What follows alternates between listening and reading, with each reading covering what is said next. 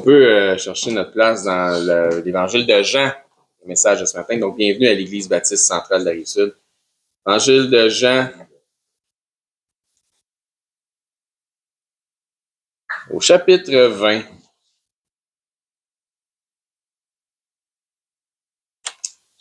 Et nous allons lire les versets 19 à 23. Ça commence comme suit. Le soir de ce jour, qui était le premier de la semaine, donc tout se passe dans le même jour, les portes du lieu où se trouvaient les disciples étant fermées à cause de la crainte qu'ils avaient des Juifs. Jésus vint, se présenta au milieu d'eux et leur dit, « La paix soit avec vous. » Et quand il leur dit cela, il leur montra ses mains et son côté. Les disciples furent dans la joie en voyant le Seigneur. Jésus leur dit de nouveau, « La paix soit avec vous. Comme le Père m'a envoyé, moi aussi je vous envoie. » Après ces paroles, il souffla sur eux et leur dit, « Recevez le Saint-Esprit. Ceux à qui vous pardonnerez les péchés, leur seront pardonnés. Et ceux à qui vous les retiendrez, ils leur seront retenus. » Et le titre du message de ce matin, c'est « La paix en Jésus-Christ ». Donc, je demandais à James de bien vouloir ouvrir le culte en prière, s'il vous plaît. Amen. Merci beaucoup. Donc, le texte est en partie le même que celui de la semaine passée. Je trouve qu'il y a encore pas mal de substance à retirer de ce texte-là. Si je comprends bien, il semble que les disciples se soient cloîtrés par la crainte des Juifs. Leur nervosité devait vraiment être élevée, leur anxiété devait vraiment être élevée aussi. Puis, pensez-y, ils se sont cloîtrés par crainte, parce qu'ils avaient peur de ce qui était pour se passer. Alors, qu'est-ce qui va nous arriver? Jésus a été vu en vie, mais il est où? Est-ce qu'il va venir nous voir? Est-ce qu'on va devenir? Qu'est-ce que les Juifs vont nous faire? Ils sont là, puis ils sont dans un état d'anxiété et de crainte. S'ils sont dans la crainte, ils sont probablement aussi remplis de toutes sortes d'inquiétudes. Ils sont réunis probablement que chacun peut voir la confusion dans les yeux ou dans le langage corporel de l'autre, tu sais. T'en regardes un, il n'est pas bien rassurant, toi, t'es pas bien rassuré, tu regardes l'autre non plus, pas l'air rassuré, puis elle non plus, puis tu fais comme, qu'est-ce qui se passe, qu'est-ce qui va arriver, qu'est-ce qu'on va faire, laisse les portes fermées, tu sais. Il arrive quelqu'un, tu regardes dans la fenêtre, c'est quoi le bruit qu'on a entendu dehors, tu sais. Un petit peu comme ça. Donc, rempli d'inquiétude, ça. Dans leur moment de consternation collective, dans leur cache, probablement à l'affût de tous les bruits, dans la lourde crainte que quelqu'un vienne et frappe à la porte, ben, il n'y a personne qui frappe à la porte. Mais une voix se fait entendre en disant quelque chose comme, vous excuserez mon accent, c'est pas parce que je parle hébreu, je connais 2 mots, mais quelque chose comme shalom. Parce que dans le verset 19, ça dit, les portes du lieu où se trouvaient les disciples étant fermées à cause de la crainte qu'ils avaient des Juifs, Jésus vint, il n'y a personne qui frappe à la porte, se présenta au milieu d'eux et leur dit quelque chose comme shalom, parce que ça dit, shalom veut dire paix, ça dit, la paix soit avec vous. Dans un moment de tension intense, Jésus arrive sans tambour ni trompette, sans les faire sursauter. Pendant qu'ils sont dans une grosse tension intense, il arrive, il les fait pas sursauter, sans même avoir besoin de frapper à la porte. Dans ce grand moment de stress élevé, Jésus leur apporte quoi? La paix. Jésus est là. Jésus leur apporte la paix. Jésus est là. Jésus vient et leur dit, la paix soit avec vous. Il n'était pas en paix, mais Jésus est venu leur rappeler que le présent, le moment qu'il vivait là, le moment qu'un croyant doit vivre, le présent du croyant doit se vivre dans la paix et non dans les tourments. Que la paix soit avec vous signifie maintenant, au présent, mais aussi pour le futur.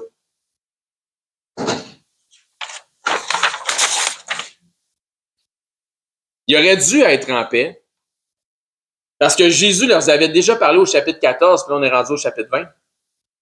Donc au chapitre 14, Jésus leur avait dit, « Je vous donne ma paix. »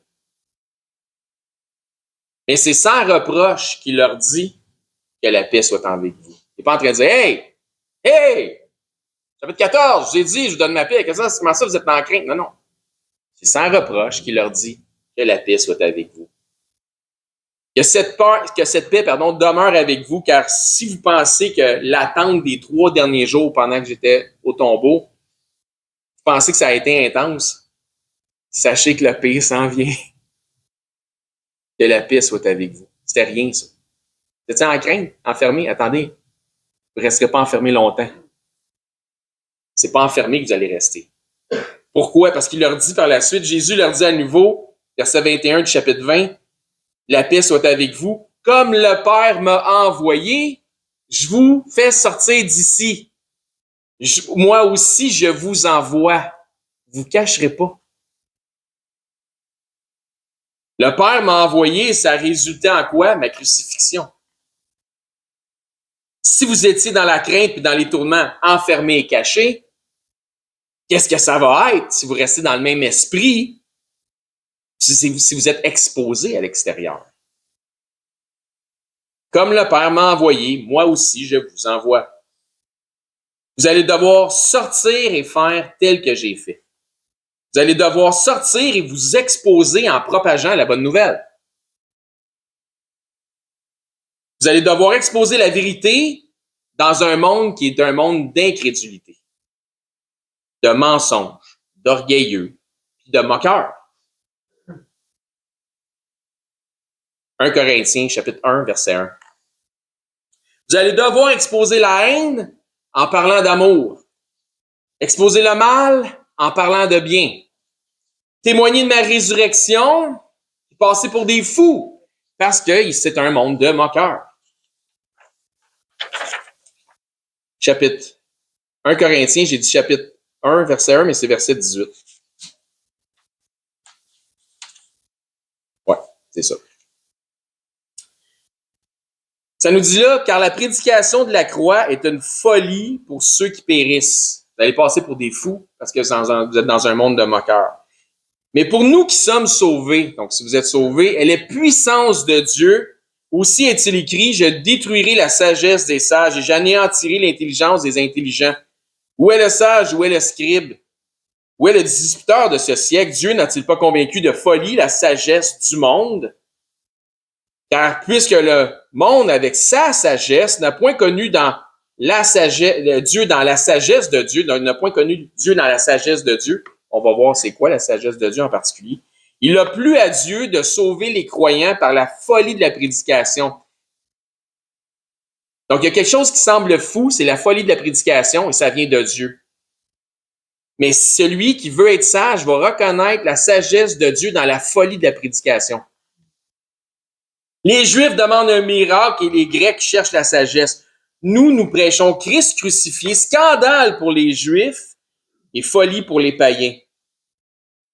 Mais puissance de Dieu et sagesse de Dieu, donc la sagesse de Dieu, pour ceux qui sont appelés tant Juifs que Grecs. Car la folie de Dieu est plus sage que les hommes et la faiblesse de Dieu est plus forte que les hommes. Donc, si Dieu était pas bon dans quelque chose, il serait encore meilleur que le meilleur de tous les hommes dans le meilleur de ce qu'il peut faire.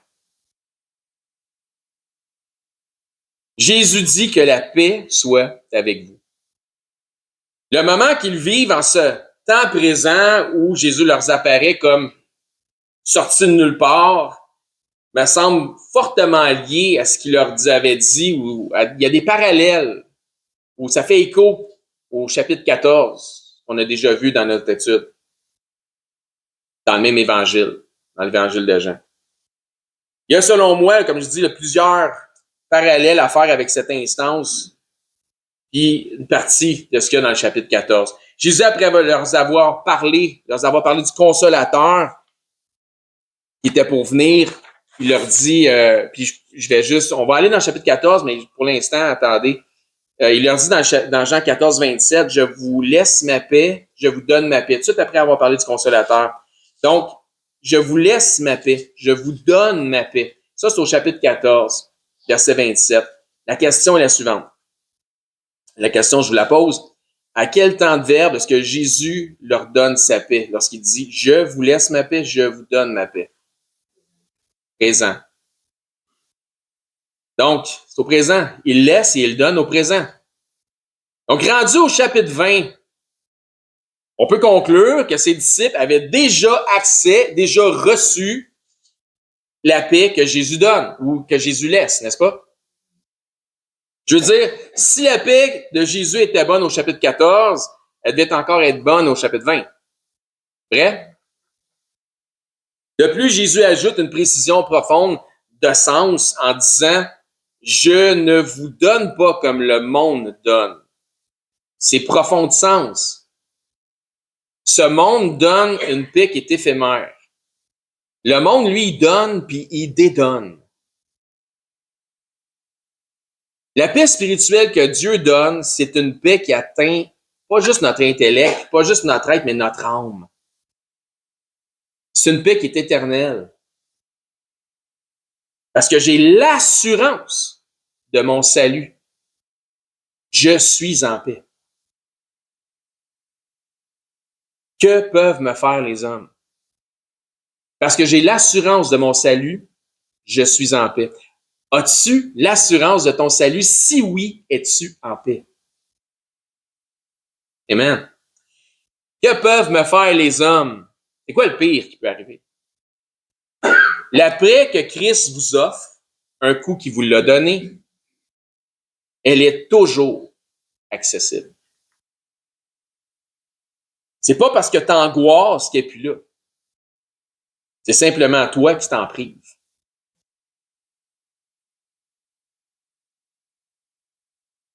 Le groupe de disciples qui étaient dans le lieu fermé avait oublié le fait qu'ils avaient accès à cette paix que Christ leur avait déjà donnée. C'est pourquoi Jésus leur rappelle en leur disant « La paix soit avec vous ». Si vous avez fait de Jésus-Christ votre Seigneur et Sauveur, gloire à Dieu, puis si vous ne l'avez pas fait, je vous suggère de le faire. Mais si vous l'avez fait, rappelez-vous la paix que vous procure votre assurance, l'assurance de votre salut. Par la foi, soyez en paix. Par la foi, soyez en paix. La foi, là, c'est les affaires que vous voyez pas. C'est là. Par la foi, soyez en paix. Tourment, stress, anxiété, crainte, etc. On peut défiler tous les synonymes si on veut. Là. Par la foi en Jésus-Christ, le ressuscité, que la paix soit avec vous. Dans Jean 14, là, on va y aller. On va faire un tour dans Jean 14, on va voir les parallèles. Jésus continue en leur disant que votre cœur ne se trouble point. Une autre façon de dire soyez en paix.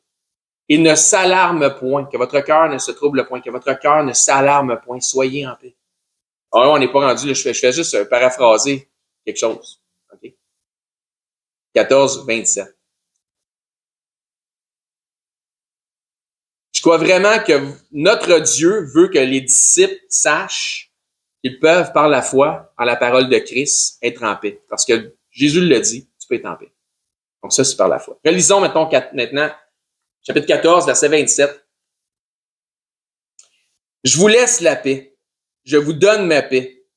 Je ne vous donne pas comme le monde donne, que votre cœur ne se trouble point et ne s'alarme point. C'est ce que je paraphrasais. Vous avez entendu que je vous ai dit que je m'en vais et que je reviens vers vous. Si vous m'aimiez, vous vous réjouiriez de ce que je vais au Père, car le Père est plus grand que moi. Donc, les disciples n'étaient pas tellement dans la joie, hein? Ils étaient plutôt dans la crainte. Donc, il dit, je vous donne ma paix. Question ici. Comment Jésus les a salués quand il est arrivé dans la pièce fermée? C'était quoi la salutation? Que la paix soit avec vous. Ensuite, il dit, ici, ça est écrit dans notre texte de chapitre 14, verset 28, il dit, je vais au Père. Donc, je fais les parallèles. Question, qu'est-ce qu'il a dit à Marie au chapitre 20? Il je ne suis pas encore monté vers mon Père. Donc, Jésus, après sa résurrection, est allé vers le Père et est revenu tout puissant vers ses frères, vers ses disciples. Et regardez bien ce qu'il leur dit ensuite au verset 29. Et maintenant, je vous ai dit ces choses avant qu'elles arrivent, afin que lorsqu'elles arriveront, vous croyez. Ça, c'est au chapitre 14. Au verset 20, avais-tu oublié quelque chose? Il me semble que oui, hein? Ce que Jésus leur a dit au chapitre 14 était prophétique. Il concernait, entre autres, les choses que nous lisons au chapitre 20. Donc, ça fait un parallèle, ça fait écho. Autrement dit, Jésus leur dit, il va se passer quelque chose. Ça va être majeur, là. Je vais être arrêté. Je vais être crucifié. Je vais être déposé mort dans un tombeau. Vous allez avoir de la crainte, mais que votre cœur ne se trouble point, que votre cœur ne s'alarme point. Comment et pourquoi? Voici. Quand ça va arriver, souvenez-vous que vous avez ma paix. Je vous l'ai donné, puis c'est authentique. C'est vrai, c'est réel. Approprie-toi ma paix. Je te la donne. Prends-la. C'est authentique. Je vous le dis d'avance afin que ça vous aide. Au moment où vous allez voir les signes, vous allez croire. Premièrement, quand vous allez vous rendre compte que mon tombeau est vide, vous allez devoir, vous devriez croire que je suis ressuscité. Au moins, ça a fonctionné pour l'apôtre Jean. Hein, c'est ce qu'on voit. Lui, il a compris qu'est-ce qui se passait. Mais encore une fois, on peut voir que l'ensemble des disciples dans le lieu fermé n'étaient pas en paix. Ils avaient probablement oublié ce que Jésus leur avait dit au chapitre 14. Ils ne reconnaissaient pas les signes du moment, selon ce que Jésus leur avait dit d'avance, avant qu'elles arrivent, afin qu'ils croient. Mais le parallèle entre cette partie du chapitre 20 et le chapitre 14 n'arrête pas là, ça continue. Il y a plus. Chapitre 14, verset 25. Je vous ai dit ces choses pendant que je demeure. Donc, je demandais, je ne serai plus, mais pendant que je demeure avec vous. Mais le consolateur, l'Esprit Saint, c'est qui le consolateur? L'Esprit Saint. Que le Père enverra à mon nom, vous enseignera toutes choses et vous rappellera tout ce que je vous ai dit. Donc, gardez votre place dans le chapitre 14. Il leur parle du consolateur, qui est l'Esprit Saint. Encore une fois, je fais des parallèles. Lors de son apparition dans le lieu fermé, il fait quelque chose de particulier. Donc, verset 22, après ces paroles, ça dit, Jésus souffla sur eux et leur dit, recevez le Saint-Esprit. Je vous avais donné ma paix, mais vous étiez dans la crainte. Dans ce contexte de paix, je vous ai parlé du consolateur, d'un consolateur.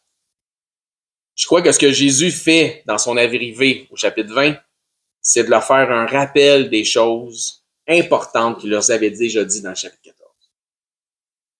Un rappel de sa paix, un rappel du consolateur. Non seulement tu as la paix, mais tu n'es pas tout seul. Chapitre 20, verset 19, que la paix soit avec vous. Verset 21, que la paix soit avec vous. Verset 22, recevez le Saint-Esprit. On regarde à ça, et certains pourraient voir une contradiction avec le fait qu'il souffle sur eux et qu'il dit recevez le Saint-Esprit avec l'événement qui s'est passé à la Pentecôte. On va faire une petite parenthèse là-dessus. Il y a pas de contradiction avec l'événement qui s'est passé à la Pentecôte. Il va se passer quelque chose de supplémentaire impliquant le Saint-Esprit au moment de la Pentecôte. Le Saint-Esprit était déjà présent, il était déjà intervenant avant, donc il intervenait déjà avant la Pentecôte. Le Saint-Esprit, en fait, était opérant avant même qu'il souffle sur eux en disant « Recevez le Saint-Esprit ». Jean 14, 16. « Et moi, je prierai le Père, et il vous donnera un autre consolateur afin qu'il demeure éternellement avec vous. » Donc, un autre consolateur que lui-même, hein, Jésus. Mais était-il déjà là? Était-il déjà agissant, ce Saint-Esprit? Verset suivant. Et soyez attentifs au temps de verbe, encore une fois. il parle ici, donc, l'autre consolateur, qui est le Saint-Esprit, l'Esprit de vérité, qui est le consolateur, verset 17, que le monde ne peut recevoir parce qu'il ne le voit point. Tant le verbe est au présent, ne voit point. Il ne le connaît point, présent. Mais vous, vous le connaissez, présent, car il demeure présent. Avec vous, il sera futur avec vous, en vous. Donc, il était avec vous, éventuellement, il sera en vous. Donc, c'est ce qui explique. Dans Actes au chapitre 1, ça nous dit que Jésus a donné ses ordres à ses apôtres avant son ascension. Le Saint-Esprit était actif, mais il n'avait pas encore reçu la manifestation de la puissance du Saint-Esprit, une manifestation visible de ce qui était invisible. Ça va? Une autre chose intéressante qu'on observe dans notre texte d'ouverture est le fait que Jésus semble s'être comme téléporté dans la pièce. Et les portes étaient fermées, puis il apparaît dans la pièce. Je pense que dans cette action aussi, il y a un parallèle avec le chapitre 14, même dans le fait qu'il comme il est apparu dans la pièce. Vous allez voir. Jean 14, 23. Jésus lui répondit, « Si quelqu'un m'aime, il gardera ma parole et mon Père l'aimera. Nous viendrons à lui et nous ferons notre demeure chez lui. » Je crois que Jésus est apparu parmi eux, non pas nécessairement comme dans Star Trek, par téléportation, mais peut-être parce qu'il était déjà là. Ça faisait combien de temps qu'il était là? Je sais pas. 5 minutes? 1 heure? Il était déjà parmi eux, mais ils ne le voyaient pas.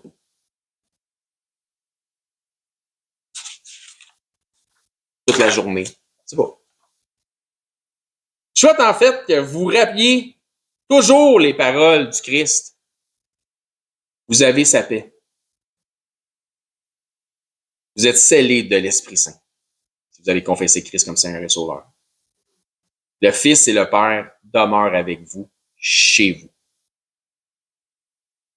Encore une fois, comme vous l'avez déjà entendu ici à l'EBC RS, vous n'êtes jamais seul. Il ne vous abandonnera pas. Même quand on est infidèle, lui demeure fidèle. Parce que Dieu ne peut pas se renier lui-même. Parce que Dieu, ce n'est pas un menteur. Quand il dit « je vous donne ma paix », il donne la paix. Par l'Esprit Saint, vous connaissez le chemin. Jésus-Christ est le chemin. Et c'est le chemin qui vous donne accès au Père.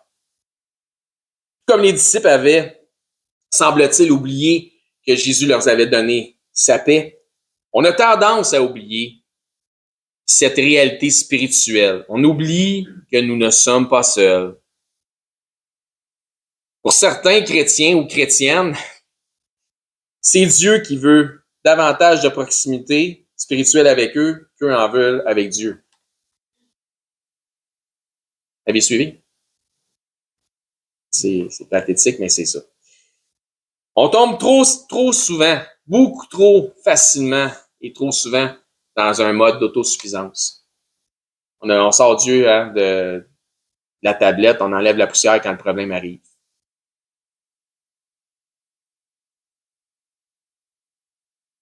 Comme les disciples dans le lieu fermé, tu as des craintes, tu as des angoisses, tu as du stress, tu as de l'anxiété.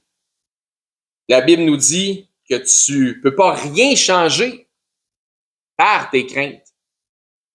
Que tu fasses des scénarios négatifs avant que le scénario négatif arrive, ça ne te donne à rien. Tu peux pas rien changer par tes craintes.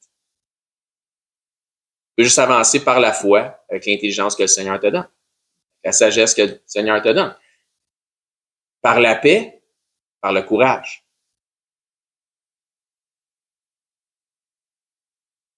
Ça nous dit par contre que la foi bannit la crainte. C'est vrai. Ça nous dit aussi que par la foi, Dieu peut accomplir de grandes choses à travers toi, pour toi et pour sa gloire. On peut voir Proverbe 16.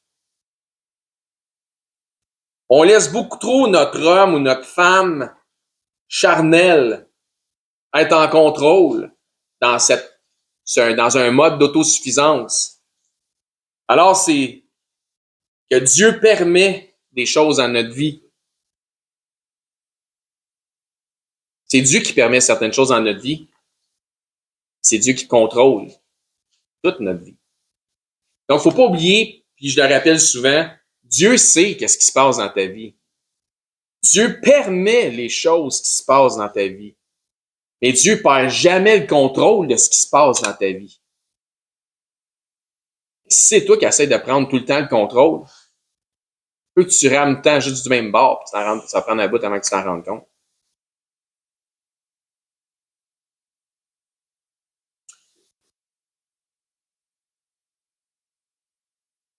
Notre foi, la foi, devrait nous porter à laisser Dieu être en contrôle. Et si tu sais que Dieu contrôle, ben pourquoi tu t'inquiètes? La foi bouge des montagnes, les amis. Proverbe 16, 1. Les projets que forme le cœur dépendent de l'homme, mais la réponse que donne la bouche vient de l'Éternel. On peut avoir bien des projets, mais Dieu est en contrôle. Toutes les voies de l'homme sont pures à ses yeux. Et celui qui pèse les esprits, c'est l'Éternel. Recommande à l'Éternel tes œuvres. Laisse-le prendre contrôle. Et tes projets réussiront. La plupart d'entre nous connaissons bien ces passages. Mais combien d'entre nous les mettons véritablement en pratique?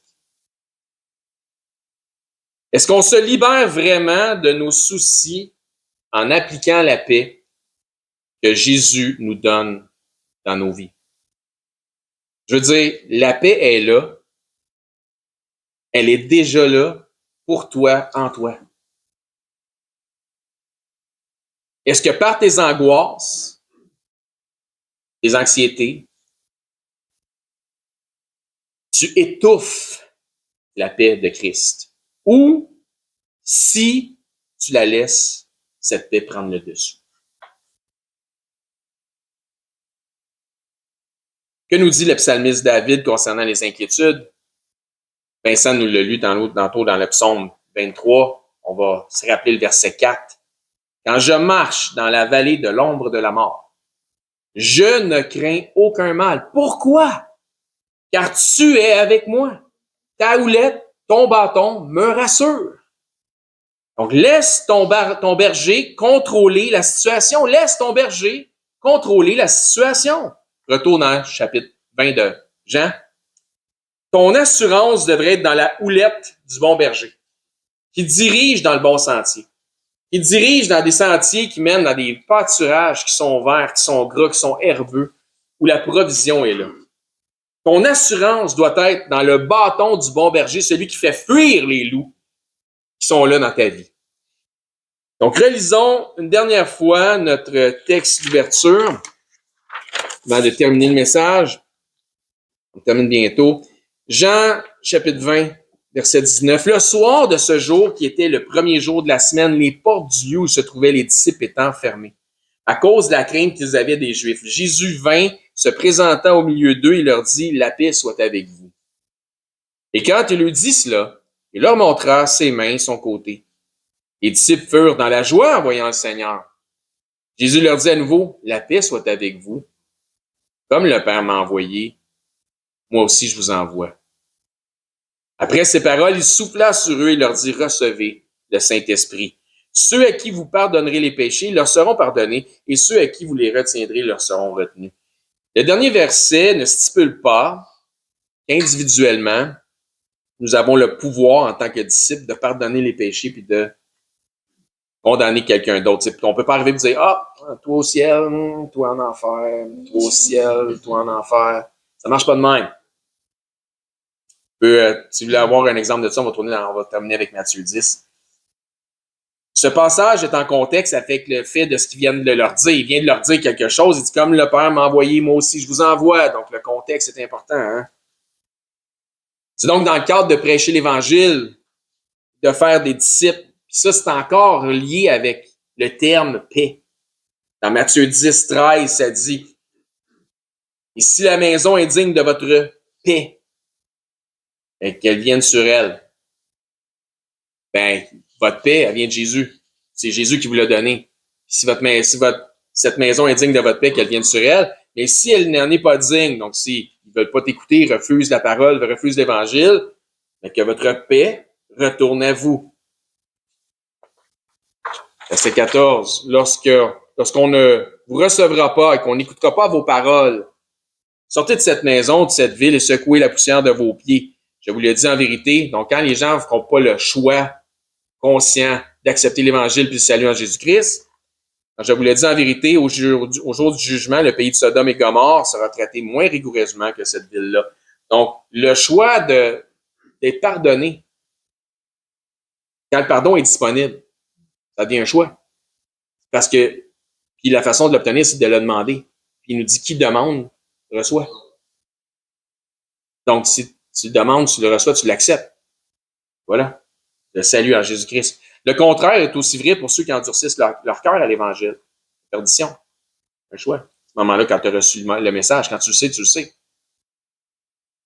Jean 20, et pas besoin de tourner là, je vais juste vous... la deuxième partie du disciple dit... la deuxième partie du verset dit « Les disciples furent dans la joie en voyant le Seigneur. » Personne d'entre nous, je crois, n'a jamais vu physiquement le Seigneur Jésus, mais nous croyons à sa résurrection par la foi quand même, vrai? Par contre, lorsque nous nous réunissons ici ensemble, nous devenons sa représentation physique. Nous sommes les membres du corps de Christ. Nous sommes l'Église. Nous devrions, par la foi, encore une fois, par la foi, venir ici avec joie, comme on l'a fait aujourd'hui, pour nous réunir avec les frères, avec les sœurs, pour venir communier avec le corps de Christ. Conclusion de notre message de ce matin. Laissez vos craintes, vos angoisses, votre anxiété devant un tombeau qui est vide. Affrontez la vie avec la paix que Jésus vous donne, avec paix et courage, avec l'assurance que la paix que Jésus donne et cette paix devrait alimenter votre sérénité et le courage que vous avez besoin pour faire face aux épreuves. Pas les épreuves de la vie nécessairement, les épreuves que Dieu permet dans votre vie. D'aller passer le test. Quand tu vas en sortir, ouf, je ne vais pas passer à personne, j'ai passé à travers. Il va toujours y avoir des épreuves. On grandit par les épreuves. On apprend l'obéissance par les épreuves. On apprend la dépendance en Dieu par les épreuves. C'est une bonne chose, les épreuves. Quand les épreuves arrivent, sauve-toi pas. Cours dedans. Courage. Courage. Soyez en paix. Amen? Amen. Excellent. Bonjour, ici Éric, ancien et enseignant du ministère de l'EBCRS. J'aimerais d'abord vous remercier de vous intéresser à l'œuvre de notre ministère ainsi qu'à la chaîne sur laquelle on distribue notre matériel. Si, suite à une de nos prédications, vous réalisez que vous n'avez jamais fait du Seigneur Jésus le Seigneur de votre vie, le Sauveur de votre âme, mais que vous réalisez aussi que vous avez vraiment besoin de vous tourner vers lui afin de sécuriser votre éternité, je crois que ce segment de vidéo s'adresse à vous, puisque la Bible nous déclare cette vérité. Dans 1 Timothée au chapitre 2, à partir du verset 3, ça nous dit que Dieu est notre Sauveur et que dans cette optique, Dieu souhaite que tous les hommes soient sauvés et que tous les hommes parviennent à la connaissance de la vérité. Et ça nous dit aussi, car il n'y a qu'un seul Dieu et un seul médiateur entre Dieu et les hommes, et c'est Jésus-Christ qui s'est lui-même fait homme. Et ça nous dit que Jésus-Christ s'est fait homme afin de lui-même se donner en rançon pour le rachat de tous. Jésus a dit en conversant avec ses disciples qu'il est le chemin, la vérité et la vie, et que nul ne vient au Père, c'est-à-dire à Dieu, qu'à travers la foi en Jésus lui-même. C'est la seule façon. C'est ce que Jésus exprime aussi en partageant l'Évangile avec un homme d'un certain âge qui se disait lui-même très religieux. Dans l'Évangile selon saint Jean, au chapitre 3 et verset 16, Jésus dit à cet homme, « Car Dieu a tant aimé le monde, qu'il a donné son Fils unique, afin que quiconque croit en lui, donc met sa foi en lui, ne périsse point, mais qu'il ait la vie éternelle. » Donc la volonté de Dieu, notre Créateur, elle est claire. C'est que tous parviennent à la repentance en faisant le choix volontaire de croire par la foi le récit de l'Évangile de son Fils Jésus-Christ. Les informations qui nous sont transmises dans la Bible nous font comprendre que par nature, malheureusement, nous avons tous enfreint les règles de sainteté déjà établies par Dieu. Nous avons tous enfreint au minimum une des 10 lois, des 10 règles, des 10 commandements, mentir, prendre le nom de Dieu en vain, manquer d'honneur à nos parents, blasphémer, peu importe. Donc Dieu, dans sa perfection, qu'il ne peut renier, est 100% juste. Et puisqu'il est 100% juste, il doit nous juger selon la justice. Et comme nous sommes tous coupables de péché et de transgression, nous méritons tous notre sentence. Mais bonne nouvelle, parce que Dieu, dans sa perfection, est aussi 100% miséricordieux et souhaite faire miséricorde à tous. Donc, Dieu nous tend la main afin de nous sauver du châtiment qui lui est réservé aux transgresseurs de sa loi. Jésus nous explique qu'un endroit terrible a été préparé pour Satan, le chef des anges déchus, des démons, un endroit de flamme, de regret, de tourment, de souffrance, etc. Et la réalité de l'enfer que Jésus nous explique, les raisons pourquoi c'est si effroyable, et que tous les attributs de Dieu, ils sont absents, parce que c'est tellement éloigné de Dieu. Tandis que Jésus dit à ses disciples qu'il est allé au ciel, dans la demeure du Père, pour nous y préparer une place. Dans cette place, le paradis céleste, étant auprès de Dieu, au contraire de l'enfer, étant dans sa proximité, nous y retrouverons l'ensemble des attributs que procure sa présence. La joie, l'allégresse, l'amour, le bonheur, mais dans une proportion qui est inexprimable et incompréhensible pour les simples charnels que nous sommes présentement, dans une façon que les mots ne peuvent pas exprimer. La Bible déclare que le salaire du péché, c'est la mort, et non seulement la mort physique, mais aussi la mort spirituelle. Et que la mort spirituelle est une incapacité à avoir accès à Dieu. C'est une séparation d'avec Dieu. La Bible déclare dans Romains, chapitre 6, 23, que le salaire du péché, c'est la mort, mais que le don gratuit de Dieu, c'est la vie éternelle en Jésus-Christ, notre Seigneur. La vie éternelle est donc un cadeau que Dieu vous fait, qui est accessible pour tous, dans la mesure où chacun accepte de recevoir ce cadeau. Donc, tel un cadeau qui nous est offert, la réalité représente que nous n'avons pas d'effort ou d'œuvre à faire utile pour recevoir ce cadeau. Sinon, ça ne serait pas un cadeau, mais ce serait un dû. Ainsi donc, il n'y a aucune œuvre que nous pourrions faire pour nous racheter nous-mêmes de nos fautes, de nos transgressions ou de nos péchés que nous avons commis contre Dieu. L'œuvre utile pour notre rachat a été accomplie par Dieu en la personne de son Fils Jésus-Christ lorsqu'il a pris notre place sur la croix. Ce qui a été entièrement confirmé aussi pour notre justification à la résurrection des morts après 3 jours et 3 nuits au tombeau. Ainsi donc, la Bible dit que pour être sauvé de la mort et de l'enfer, c'est-à-dire afin d'avoir la vie éternelle et notre place au ciel, il faut simplement mettre notre foi en Jésus-Christ, le Seigneur. La Bible dit « Crois au Seigneur Jésus et tu seras sauvé ». Mais croire au Seigneur Jésus, c'est important qu'on en parle. Croire au Seigneur Jésus a une signification. C'est simple, mais, comme je dis, important. Cela signifie de croire par la foi dans le récit de l'Évangile de son Fils. Puisque la Bible dit que l'Évangile est la puissance de Dieu pour le salut de quiconque croit. Que dit donc cet Évangile, cette bonne nouvelle, puisque Évangile veut dire bonne nouvelle, mais Romains, au chapitre 10, nous en parle justement. À partir du verset 8, ça nous dit que cette bonne nouvelle, cette parole, est près de toi, elle est dans ta bouche et dans ton cœur. Or, c'est la parole de foi que nous prêchons.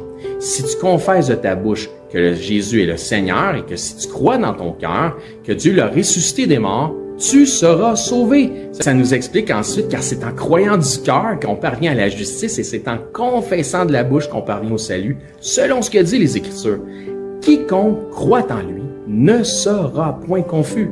Il n'y a aucune différence pour quelque nation que ce soit juif ou grec, puisque tous ont un même Seigneur qui est riche pour tous ceux qui l'invoquent. Car quiconque invoquera le nom du Seigneur sera sauvé. Il ne s'agit donc pas de réciter une prière selon une formule toute faite qui fait la différence, mais bel et bien de mettre sa foi dans le Seigneur Jésus-Christ. Si vous croyez que Jésus-Christ, Dieu le Fils, le ressuscité, est Seigneur et que vous acceptez d'en faire le Seigneur de votre vie, ainsi il devient instantanément aussi le sauveur de votre âme. Si tel est votre cas, gloire à Dieu, vous faites maintenant partie de son troupeau. En tant que nouveau disciple, ce qui est important maintenant, c'est de vous trouver premièrement un enseignant qui enseigne la vérité de la parole de Dieu. Et joignez l'assemblée où cet enseignant œuvre afin d'avoir part à l'amour des frères et de la famille en Christ. Si pour nous, vous êtes local, c'est-à-dire par exemple 2 heures de transport et moins, eh bien, venez nous voir. Ça va me faire un plaisir de vous recevoir et nous pourrons parfaire votre éducation spirituelle selon une saine doctrine des Écritures. Donc, c'est là-dessus que je vous dis, soyez bénis et je l'espère, à bientôt.